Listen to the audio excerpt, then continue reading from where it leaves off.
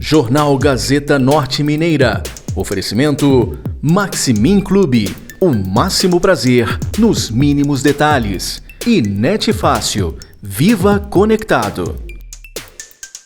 Está começando agora mais uma edição do Jornal Gazeta Norte Mineira e você confere as principais notícias do norte de Minas e muito mais. Então, não saia daí.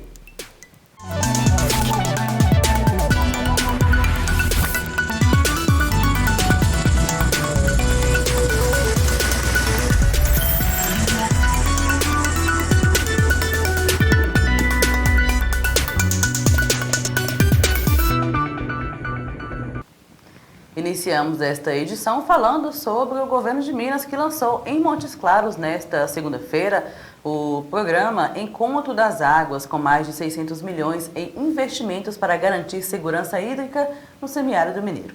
A Copasa vai destinar 300 milhões só pelo Universaliza Minas, que leva a água às comunidades rurais. As ações incluem dessalinização, cisternas, irrigação e operação carro-pipa.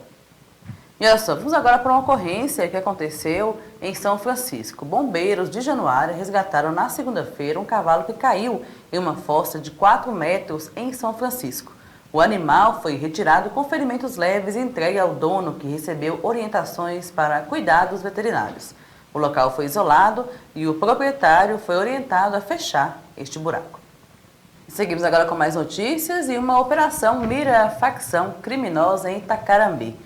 A Polícia Civil de Minas Gerais deflagrou nesta terça-feira a operação em Itacarambi, no norte de Minas. A ação teve como alvo uma organização criminosa envolvida com tráfico de drogas, armas e crimes violentos.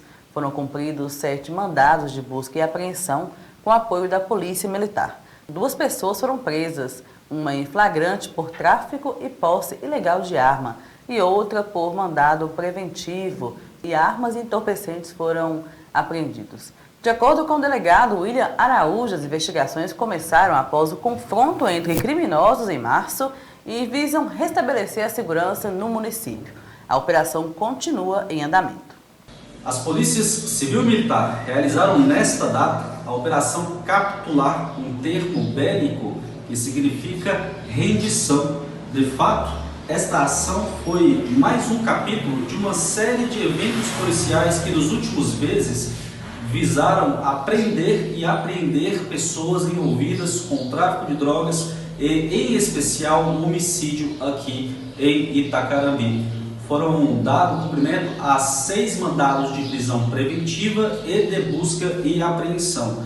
A investigação se refere a um fato que ficou muito conhecido aqui na região, ocorrido no mês de março, durante um evento de forró, no qual diversas pessoas foram baleadas por integrantes de quadrilhas rivais. Após esse fato, houve uma escalada na violência aqui em Itacarambi e uma série de episódios, também de índole homicida, ocorreu. Hoje foi realizada a operação policial e 3 pessoas foram conduzidas, arma de fogo apreendida e drogas também apreendidas. Trata-se de um esforço conjunto das polícias civil e militar que não irão parar por aqui. As operações permanecem com o apoio do Judiciário e do Ministério Público, visando a pacificar a sociedade. Olha só, uma outra operação que combate o abuso infantil no norte de Minas. A Polícia Civil deflagrou a segunda fase da Operação Caminhos Seguros Guardiã, nesta terça-feira em Taiobeiras e região, contra crimes de abuso e exploração sexual infantil. 3 pessoas foram presas, incluindo um homem acusado de abusar de uma criança de 5 anos e uma mulher suspeita de explorar sexualmente a própria sobrinha de 16 anos. Também foram cumprido mandado contra um investigado por armazenar imagens íntimas de adolescentes e coagi-las em videochamadas. Essa ação reforça o papel da polícia na proteção da infância. Seguimos agora para o intervalo e já voltamos. Estamos de volta e agora vamos falar sobre um assunto que gera muitas dúvidas: a segurança dos seus dados pessoais. Você costuma informar o número do seu CPF com frequência e tranquilidade? Pois saiba que esse hábito pode trazer riscos. Especialistas explicam os cuidados que devemos ter ao repassar esse tipo de informação. Hoje em dia é difícil escapar de um estabelecimento ou site de compra que não peça informações para cadastro, principalmente o CPF. Você se sente seguro em passar esse tipo de informação? De vez em quando eu passo, pelo menos na farmácia. A gente confia em Deus, né? Para o superintendente da Receita Federal em Minas Gerais, os cuidados com as próprias informações devem ser redobrados e os olhos têm que ficar atentos a possíveis fraudes. Afinal, o prejuízo pode ser grande. Não tem problema nenhum passar o CPF, seja em loja ou mesmo para exigir uma nota fiscal. Hoje em dia a gente sabe que as secretarias de Fazenda, às vezes eles têm até benefícios para quando você pede o CPF na nota, às vezes desconto em impostos ou mesmo sorteios. O problema é quando você às vezes recebe algum e-mail ou você clica em algum link suspeito. E aí pedem dados pessoais e você, não só o CPF, mas você coloca às vezes seus dados pessoais ali, às vezes conta bancária. Os golpistas às vezes usam o CPF para abrir empresas, inclusive. Aí abre uma empresa em nome da pessoa e essa empresa pode cometer vários ilícitos ali. Este especialista em ciências da computação alerta que é muito difícil o CPF de uma pessoa cair na mão de alguém mal intencionado se não for por descuido próprio. Tentar sempre desconfiar da grande oferta, não agir só na intuição e começar essa educação desde cedo, com as crianças, né? Muitos aí já devem ter registrado, quem tem crianças mais novas, quando você registra o seu filho, tira a certidão de nascimento, já pode sair com o CPF. Já pensou se essa criança chegar lá na fase adulta e descobrir que o CPF dela vazou e ela perdeu aquele CPF, tem uma empresa que já opera desde a época que ela tinha 3, 4 anos de idade? Já pensou que transtorno? Uma pesquisa do Data Senado revelou que 24% dos brasileiros já sofreram golpes digitais. E é por isso que o CPF é tão significativo para os fraudadores, pois é por meio dessa informação que boa parte desses golpes foram realizados. Daí a necessidade de se prevenir e aumentar a segurança a respeito desse dado. O ideal é sempre suspeitar das mensagens que chegam, verificar se está .gov.br, verificar se tem algum anexo, às vezes está com um link suspeito ali. Às vezes eles até abusam assim da inocência da pessoa, querendo colocar como algo muito urgente. Pague até amanhã ou você terá o seu CPF suspenso, bloqueado. Então as pessoas com esse senso de urgência, essa preocupação, elas clicam no link. Bom, e agora vamos mudar de assunto e vamos falar agora sobre uma tendência que está ganhando força por aí. Os bebês reborn. São bonecos hiperrealistas que parecem de verdade e conquistaram muitas pessoas na internet.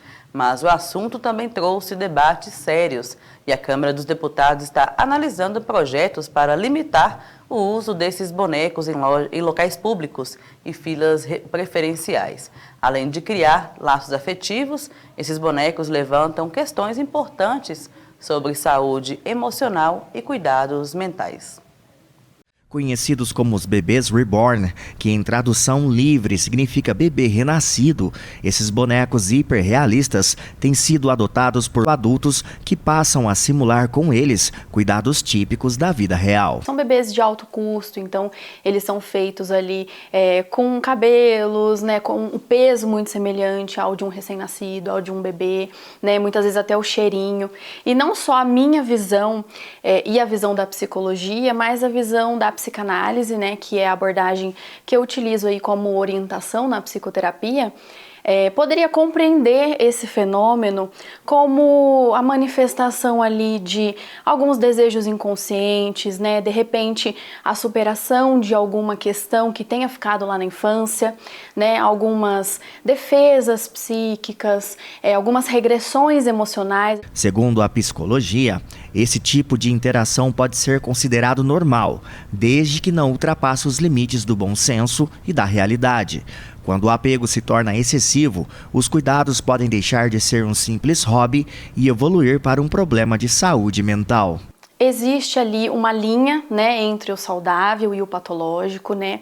É importante que a gente frise, né, que ali para alguns pontos específicos, o fenômeno, né, os bebês, eles podem sim ser utilizados ali como um recurso, como um fim terapêutico, principalmente para famílias que sofreram ali alguma perca gestacional, que estão ali enfrentando, que estão passando, né, pelo processo do luto perinatal. É utilizado sim como um recurso, mas o que vai distinguir, né, essa linha aí entre o patológico e o normal não seria o objeto em si, mas sim a função psíquica desse sujeito frente a essa situação, se esse sujeito ele está conseguindo distinguir ali a fantasia, o que é real do que realmente não é real. Esse hobby surgiu na década de 1990, portanto, não é exatamente uma novidade. O que é novo é a polêmica que vem se formando nos últimos anos em torno do uso dos bebês reborn. A psicóloga reforça que não existe um perfil psicológico específico para quem adota esse tipo de prática, mas alerta, é importante que esse recurso seja utilizado com cautela e equilíbrio. A partir do momento em que essa pessoa ela deixa de brincar com esse objeto que é inanimado e ela passa a dar vida a esse objeto, é aí que a gente fica de olho, porque essa pessoa ela pode estar tendo ali algum comprometimento mesmo, que existe uma causa. Então, assim, convido a sociedade a olhar para essa questão com mais empatia, né? É preciso compreender o que está acontecendo por trás. E seguimos agora para o intervalo e na volta mais notícias. Estamos de volta e olha só, a CEMIG lança edital de 200 milhões para projetos de eficiência energética em Minas Gerais. Essa iniciativa visa incentivar clientes da companhia a apresentarem propostas que promovam a economia de energia e a sustentabilidade em escolas, hospitais, empresas e órgãos públicos. Em uma década, mais de 150 projetos já foram beneficiados com investimentos que ultrapassam 120 milhões e fortalecem o compromisso com o desenvolvimento sustentável do Estado. Estão abertas até o dia 23 de junho as inscrições para a 11ª Chamada Pública de Projetos de Eficiência Energética da CEMIG, por meio do edital que está disponibilizando recursos da ordem de 200 milhões de reais para financiar projetos de modernização de unidades consumidoras de clientes da companhia. Para viabilizar o financiamento, é necessário que as iniciativas propostas resultem na redução do desperdício ou geração sustentável de energia elétrica. Entre as propostas que podem ser apresentadas, podem ser aprovados projetos de substituição de equipamentos elétricos, como luminárias, aparelhos de condicionamento ambiental e outros mais rotineiros em ambientes hospitalares. Além disso, podem entrar também projetos que contemplam a instalação de sistemas de geração por fontes incentivadas, como usinas solares fotovoltaicas, eólicas, biomassas e outras. Muitos projetos aprovados em editais anteriores beneficiam diretamente a sociedade mineira, em categorias como poder público, serviços públicos e iluminação pública, que foram aprovados e trouxeram ganhos de economia para as instituições beneficiadas. Os interessados podem ter todas as informações no site cemig.com.br e o prazo para apresentação das propostas é até o dia 23 de junho. E olha só, nesta segunda-feira o governo de Minas realizou o repasse de quase 400 milhões ao Tesouro Nacional, cumprindo acordos de dívida com a União. O valor inclui a 9ª parcela de um contrato de 2022 e prestações de contratos anteriores. O governador Romeu Zema comentou sobre essa movimentação financeira e a situação fiscal do Estado.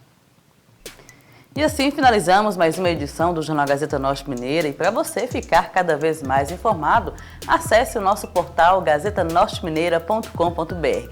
Lá você confere a nossa programação completa e diária e também o nosso diário de notícias com os principais acontecimentos do norte de Minas e muito mais. E você encontra também essas e outras reportagens em nosso portal. Eu fico por aqui, te espero na próxima edição às 18 horas. Até lá!